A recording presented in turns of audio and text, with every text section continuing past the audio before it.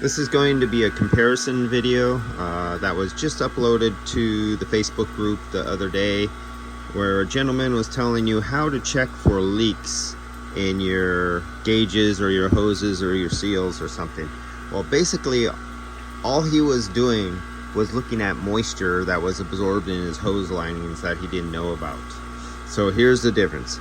Here's my gauges. Now these gauges are 1 year old. I'm not sure if these ones are the 1 year old. I have my older ones, but these ones are several months old.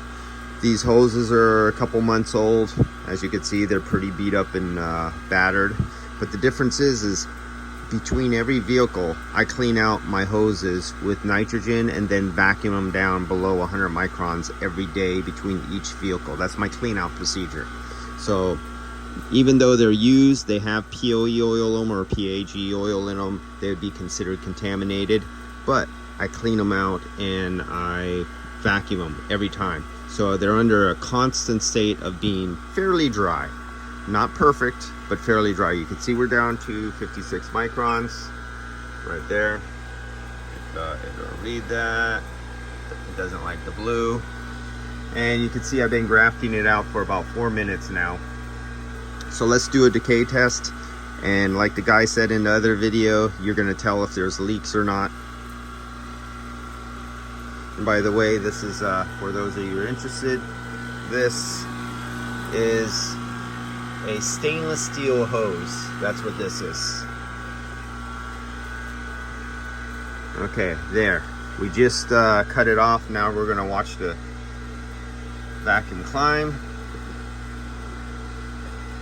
See if I could get it. I would see we're up to 80 microns, 89 microns, and it will level off after a while. And I don't know if it'll hit 400 microns or 500 microns, but I could tell you one thing for sure, definitely. I do not have a leak in hoses. What you're seeing here is refrigerant hoses in a small volume, not hooked up to a large volume, and the micron gauge is so sensitive it could read the outgassing of what's left in the refrigerant hoses themselves.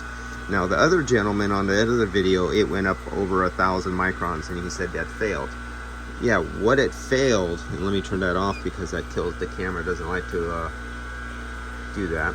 What it failed was the amount of moisture that his micron meter was reading in his contaminated hoses.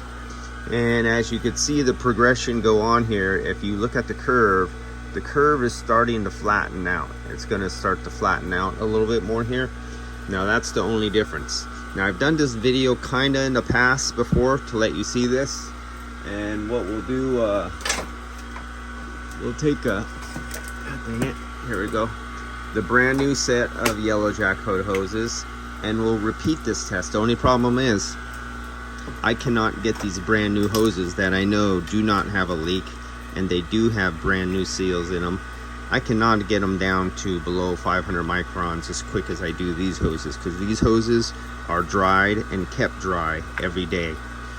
These hoses are brand new out of the box, and we'll see the difference. So if we look, we're at 139 microns. And if we look at what minute it started, it was like roughly 4 3/4 minutes. We're not quite to the 5th minute, so we're like 4 minutes and 45 seconds. And there's going up on one, that would be 1 minute about there, 2 minutes about there.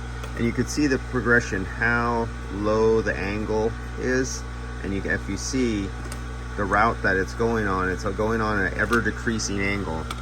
And remember, a decay of 14 or 15, what he was pointing to down here, 14 or 15 microns per minute right now.